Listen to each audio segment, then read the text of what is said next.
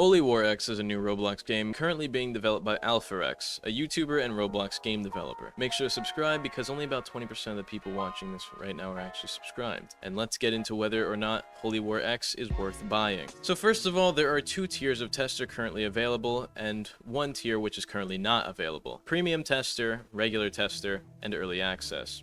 Early access is the tier which is currently not available. Premium tester is $250 and a regular tester is $90. Premium testers get to play the game during designated testing times when normal testers can't. They get a special rank title in-game, a secret good award which hasn't been stated yet when the game finally releases, and exclusive weapons and armors and cooking recipes. Regular testers get a special sword and a testing realm where you can try out weapons and magic. Early access will get nothing exclusive. And of course, premium tester gets all the same benefits as regular tester. Overall, these prices are actually crazy, especially because the game is only played during designated testing times. So you're paying either $90 or $250, and you don't even get to play the game freely. You have to wait until it's open every once in a while, and then they'll let you know if you can play the game. So you can't just play the game. So what if you buy it and then you're never home? Which is pretty dumb. Even Peroxide, which was $120, let you recommend people. So it was essentially $120 for 3 people, so about $40 per person with Soul Lord. This game has no recommendation system at all, so paying either $90 or $250 is just for you. And on top of that, what I think is crazy is that if you're inactive in their community, they can demote you from your tester roles even if you paid for them. Not if you won them through a giveaway, but if you paid for them, they have the full right to take away your roles if you don't play during the designated testing times, which is absolutely insane for $250. I think this is a terrible practice when charging this much money to play the game during designated timings. You don't even get to play freely. But enough about this ludicrous pricing, because most people are going to see that and decide that it's not worth it. Because even AAA games charge at most $100 for the enhanced premium edition games and pre-orders. But let's talk about the actual game. First of all, sub-skills. One of my absolute favorite features in this game. Think Skyrim skill trees, but in Roblox, and it's displayed differently. You can learn to cook, lock, be stealthy, steal, climb, blacksmith, and even fly, and there's a lot of other cool sub-skills which are currently in development. They even got like a cool lockpicking minigame which is shown on the footage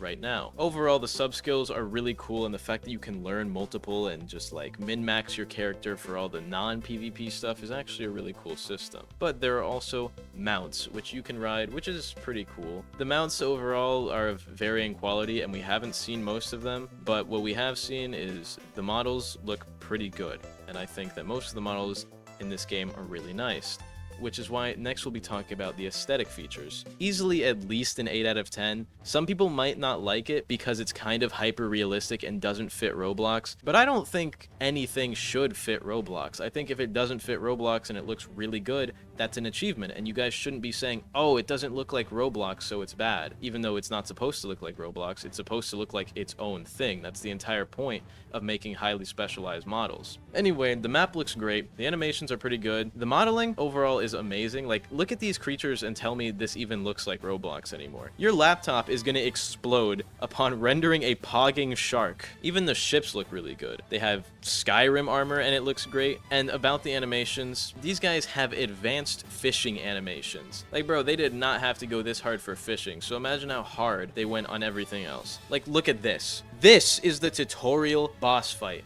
You can even bust it down. And back to the aesthetics, the maps look really nice, but some of the buildings look a little bit bad from the inside. They don't really have a lot of detail on them, so while they're supposed to be like large meshes that look good from far, when you really get close, some of them can kind of look a bit jarring and unrealistic, and they're kind of just mediocre at sometimes. There's also something else that looks really nice, the female player models. Anyway, the particles are also top tier. Like, look at this black hole. It's purple and definitely not a black hole in any way or sense, but it's a hole and it sucks things. So it's pretty cool and it looks pretty nice. But anyway, let's talk about the combat. Right now, we don't really have much PvE footage of Holy War X because most of the bosses aren't done, and most of it is kind of just PvP testing in the testing realm. Holy War X utilizes a heavily movement and dodge-based non-stun combat with some counterplay. So it's quite comparable to Deep Woken in terms of base mechanics, except they play extremely differently because this game's more movement-based than parry-based. and the movement is a lot more fast-paced than it is in Deep Woken. Holy War X, unlike Deep Woken, however, is quite race-dependent. Your race will determine what the most efficient builds you can make are, and most races are specialized except the human race, which is actually kind of cool because it has versatility over all the other races. So the best build you can make on a human could be literally anything, versus a vampire, in which case you might have to make a magic build. But let's talk about the race rates, because I am done glazing this game. Commons sit at 18% with human, fairy, and giant. Semi-commons sit at 15% with vampire and beastman. Rares sit at 5% with demon and celestial. Very rares sit at 2% with wise human, loyal, royal fairy, and elder giant. Legendaries sit at 0.33% with ancient vampire and pig, and the super legendaries, goddess, and noble demon sit at 0.25%. This game will also have a lot of game passes, and I mean a lot. There are 16 game passes with currently undetermined prices, and out of those 16, 5 of them are not cosmetic and are kind of pay to win, especially with the increased rates game pass, because race isn't the only thing you have to spin for. Your fighting style and magic types are also spin-based. Commons at 64%, rares at 25%, ultra rares at 10%, legendaries 1%, and mythicals at 0.1%. And just in case you thought the $90 and $250 price tags would mean you get a ton of spins, like in Jujutsu Infinite, where you can get like 2,000 spins, and then you can farm spins on the bosses really easily. No, regular $90 testers get no spins, and premium testers at $250 get spins, but according to what they've told me, it's only about 20 spins or something like that. And with these terribly low legendary rates and no reroll pity system, most people are not going to get anything good, which is insane, because you're paying $250 to play the game early, to get a bunch of exclusive stuff, but then you're going to be stuck on a common race because they give you like one code with 20 to 50 spins on it. That's absolutely ludicrous for the price. And about the PvE, it should be pretty good based on the advanced combat systems in the game, and the NPCs do look really good, but we haven't seen enough PvE in the game for me to actually make any sort of commentary on it, because there really isn't much PvE currently available to play, and even if you're a tester, designated testing times kind of limit what you're capable of experiencing in the game. The PvE probably will be pretty good, but it's a little bit skewed when I can't really say, and with the game's current price point, I could not say this game is worth buying under any circumstances.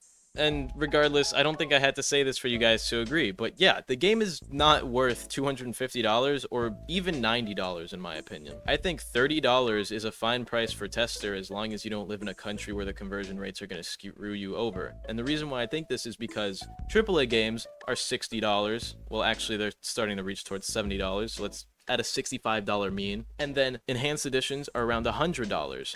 So half of that for premium tester, $50 to $60, I think would be good. And then regular tester, which has no benefits except you get a special sword, which that sword is probably not even really good. $30 would be fine. And then they could add early access at $20, or they could just remove it and make regular testers the equivalent of early access. Overall, the pricing as it is absolutely insane. It's not justified, and although the game looks good, I think the devs are greedy. Like, bro, Rel Seas is gonna pack your game on release, and nobody even watches 7 Deadly Sins because that show is trash. No, I'm joking. The game looks good, and I haven't watched the show, so I don't have an opinion on it. Anyway, I hope you guys enjoyed this video, and make sure to subscribe. Tell me what you think about Holy War X. I know you're all gonna say $250 for a Roblox game is crazy. Who's paying that? About 498 people. Yeah, that's crazy. 498 people are paying $250 for designated testing times and mediocre rewards. No, I'm not doing that. Anyway, have a good day, and goodbye.